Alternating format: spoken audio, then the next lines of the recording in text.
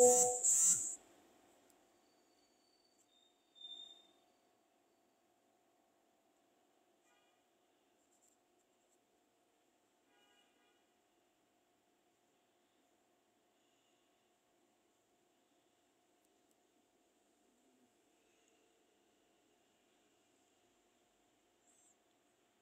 banyak alasan ya kenapa harus adanya ekonomi kreatif ya. Di belakang nggak nampak ya. Salah satunya adalah kontribusi terhadap PDB, produk domestik bruto. Ya, jadi sangat luar biasa pendapatannya sebagaimana saya contohkan tadi di beberapa negara, dan Indonesia juga sebenarnya tidak kalah. Ya, kenapa tidak kalah? Kalau kita lihat ya jumlah anak mudanya ya 70%-nya anak muda. Ya, kalau kita lihat ya, dari ini sensus penduduk di tahun 2020 ya, ini mungkin sudah berubah ya, tapi kalau kita lihat ya,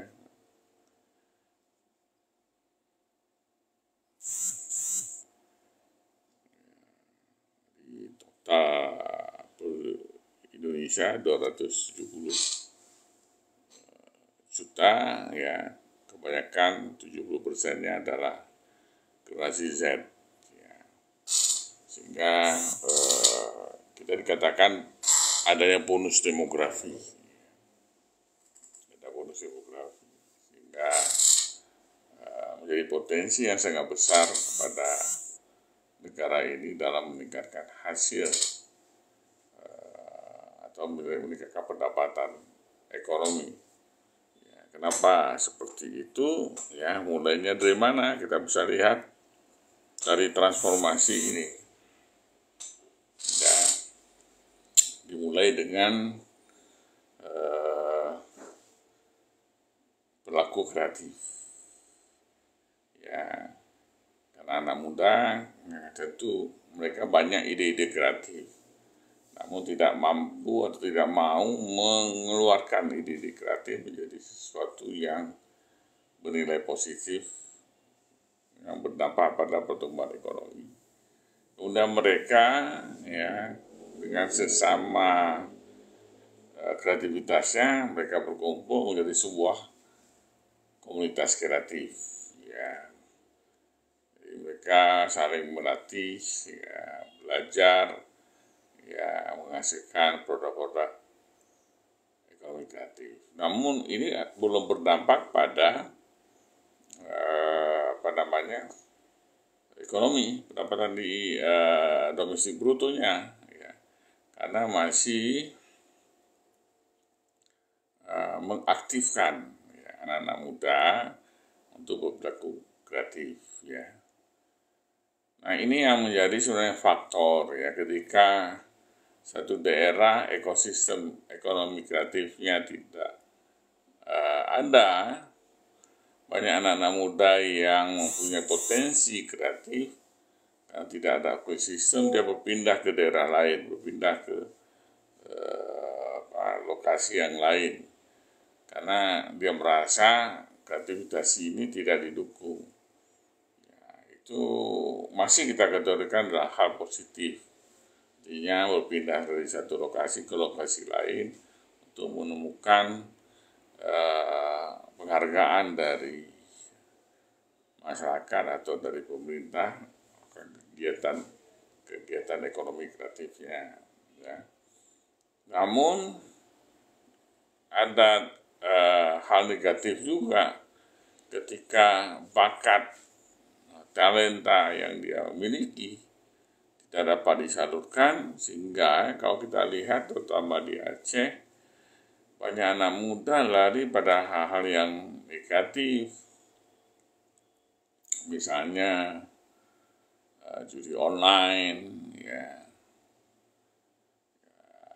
atau banyak menghabiskan waktu di tempat-tempat yang tidak mampu menciptakan produk-produk kreatif. Kemudian, setelah mereka berkumpul, sebenarnya pemerintah atau masyarakat melakukan memicu mereka untuk berlanjut menjadi komunitas ekonomi kreatif profesional, komunitas profesional kreatif. Artinya setiap karya-karyanya itu sudah mempunyai nilai, mempunyai harga yang ditawarkan atau yang diterima oleh masyarakat dari beberapa subsektor. Nah, tapi apakah ini sudah kita golongkan kepada ekonomi kreatif? Belum, karena orientasinya adalah hanya pada sebuah harga, sebuah nilai yang dikonversikan kepada rupiah. Misalnya kuliner, menghasilkan sebuah produk kuliner dijual menghasilkan harga tertentu. Tapi belum mampu menciptakan nilai tambah. Apakah dengan pemberian merek atau meningkatkan image. Misalnya kalau rendang Padang misalnya, secara kuliner itu memang menghasilkan nilai rupiahnya. Tingkat keuntungannya hanya dimiliki oleh pelaku kuliner tersebut, atau sedikit ada tambahan dengan masyarakat di sekitarnya. Namun bagaimana itu berdampak secara luas? Maka dibuatlah kemasan yang baik, dibuat branding yang baik sehingga bisa dijual ke seluruh Indonesia, bahkan ekspor ke luar negeri. Jadi nilai tambahnya semakin tinggi. Orang mudah konsumsi di mana-mana, jadi mengkonversi dari rendang Padang yang dikonsumsi secara langsung, tapi bisa dikonsumsi di mana saja dengan mengubah konsepnya sehingga meningkatkan nilai. Jadi kuliner ini masuk ke dalam kategori ekonomi kreatif. Dan ini yang kita harapkan. Karena semakin pertumbuhan ekonomi kreatif bagi bangsa, ini akan meningkatkan pendapatan. Apa saja itu ekonomi kreatif? Ada 17 subsektor. Kita bisa lihat di sini.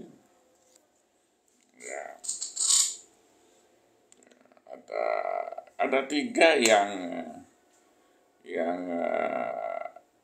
banyak dilakukan dan hasil survei di Aceh juga 3 hal ini yang memang mendominasi daripada 17 subsektor ekonomi kreatif. Yang pertama kuliner. Ada salah satu pejabat daerah ini mengatakan di Aceh hanya 3 rasa. Kulinernya enak sekali, enak sekali. Jadi semua enak. Dan dari setiap kabupaten kota punya ciri khas, kuliner yang khas, yang berbeda. Dan dari setiap perkembangannya selalu melakukan inovasi-inovasi. Misalnya kita selalu mengenal nasi goreng standar pakai daging, pakai bakso. Ini sudah ada lagi nasi goreng ukut sore. Jadi sudah dilakukan inovasi-inovasi baru, rasa barukah, cara barukah. Namun belum mampu meningkatkan inovasi. Ya, mie goreng Aceh terkenal, ya, di mana-mana terkenal. Ya, kita bisa cari di luar Aceh, mie goreng Aceh. Namun apakah itu sudah mempunyai value atau nilai tambah yang cukup ya, untuk kita kategorikan sebagai ekonomi kreatif. Ya. Nah, ini yang perlu kita melihat lebih jauh. Itu yang pertama. Ya, yang kedua, fashion. Ya. Fashion menyumbang juga PDB yang cukup tinggi. Survei di Aceh juga fashion juga merupakan fokus. Dan sebenarnya pemerintah mengharapkan khususnya untuk di Aceh mampu menjadi center of Muslim fashion. Ya. Jadi mempunyai kekhasan karena memang Aceh adalah daerah syariah Islam. Tentu ada fenomena-fenomena baru yang bisa ditampilkan, ditingkatkan nilainya, sehingga kiblat daripada Muslim fashion akan mengarah ke Aceh. Ya. Namun juga punya tantangan sendiri dalam menerjemahkan bagaimana sebenarnya Muslim fashion yang benar-benar layak secara penggunaan bagi muslimat, ya, muslimin dan muslimat, ya, bagi perempuan bagaimana, bagi laki-laki bagaimana. Ya, jadi pasti punya tantangan yang mampu menimbulkan nilai tambah yang lebih baik dan mampu meningkatkan PDB. Yang ketiga adalah kriya. Ya, sama dengan kuliner juga di setiap kabupaten kota mempunyai ciri khas tersendiri, punya karakter sendiri, punya desain sendiri yang alhamdulillah sudah banyak yang sudah didaftarkan.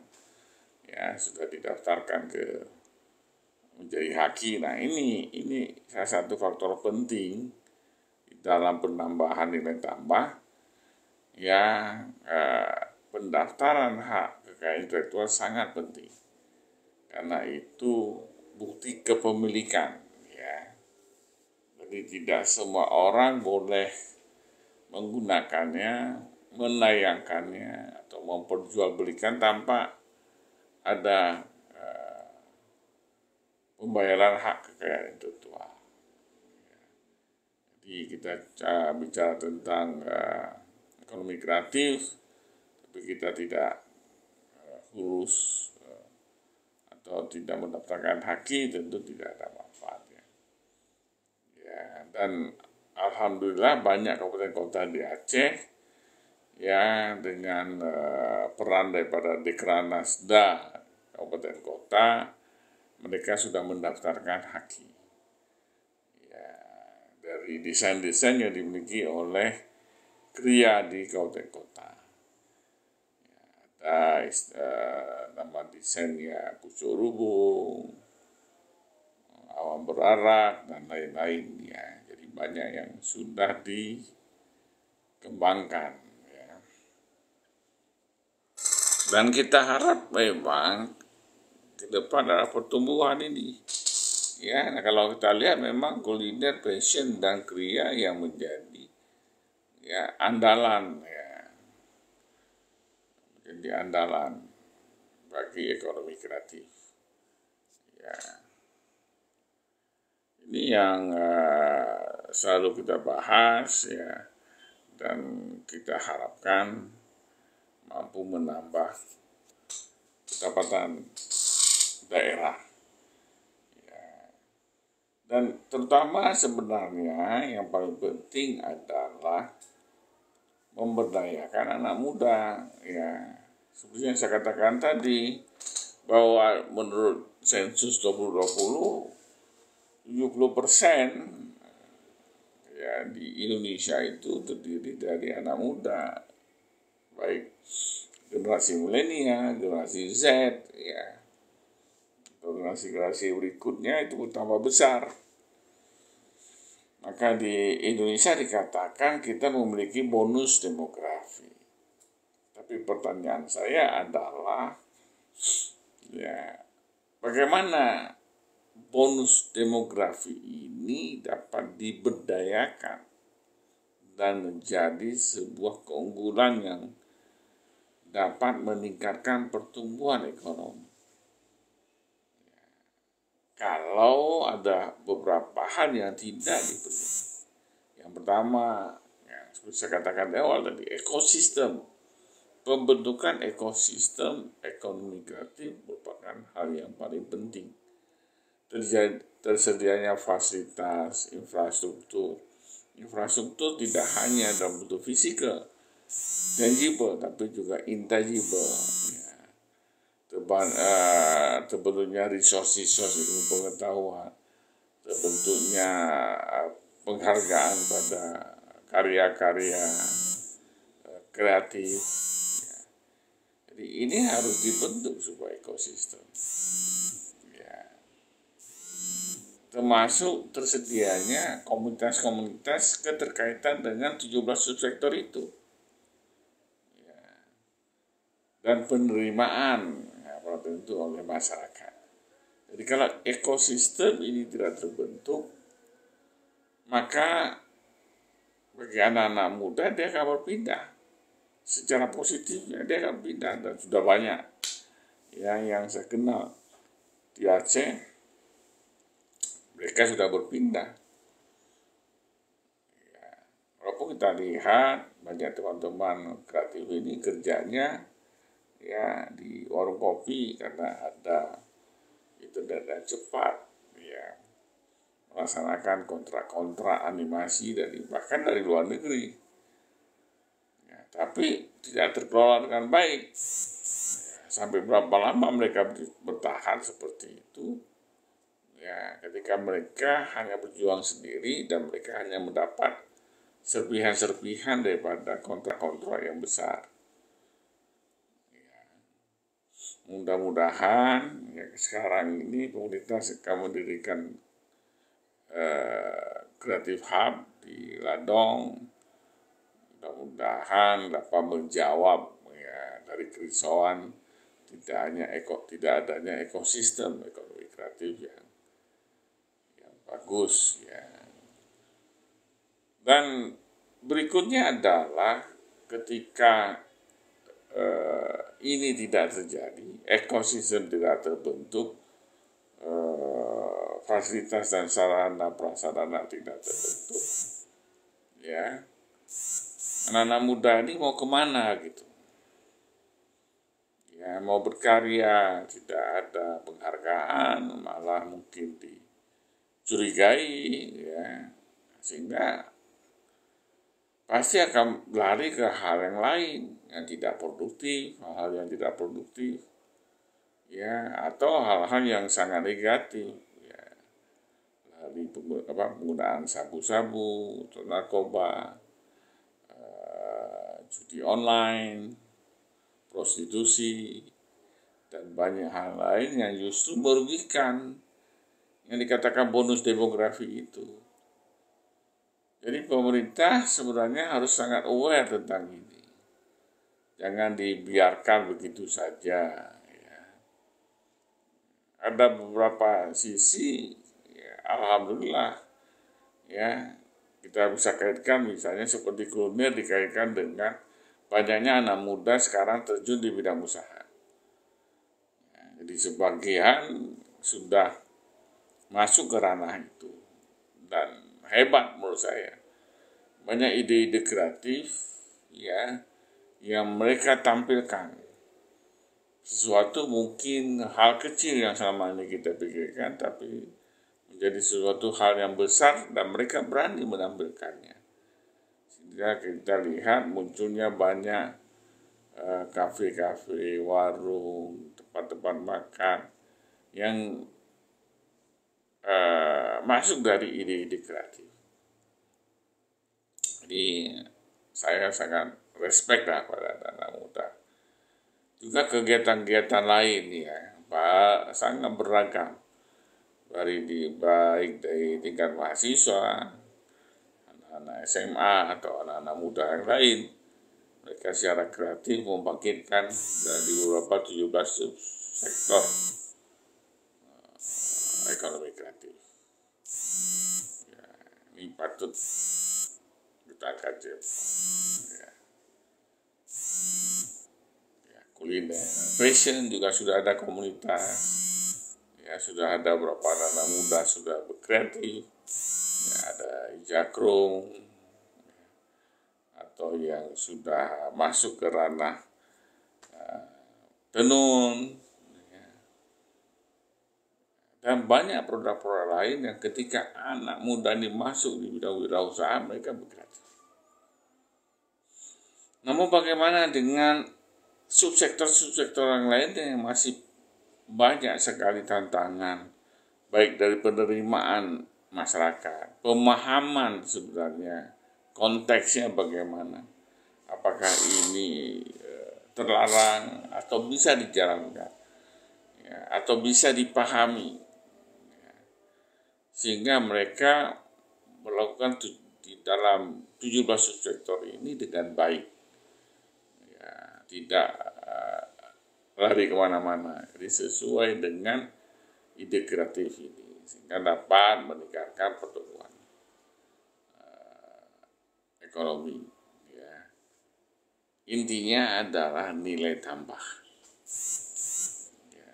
Jadi ketika mereka dihargai, yang dihargai adalah tidak hanya unsur kreatif saja, namun ya, namun meningkatkan nilai, tidak sekedar dinilai dari sisi resources, dari sisi bahan bakunya, tapi dari karyanya, ya, mempunyai suatu nilai tambah. Dan ini akan menguntungkan daripada pertumbuhan ekonomi. Kalau ada pertanyaan, silakan saja di chat, ya, kita bisa diskusi. Atau kalau kita mau diskusi secara langsung, ya, boleh request kita, saya masukkan ke dalam Komal, ya, untuk diskusi tentang ekonomi kreatif.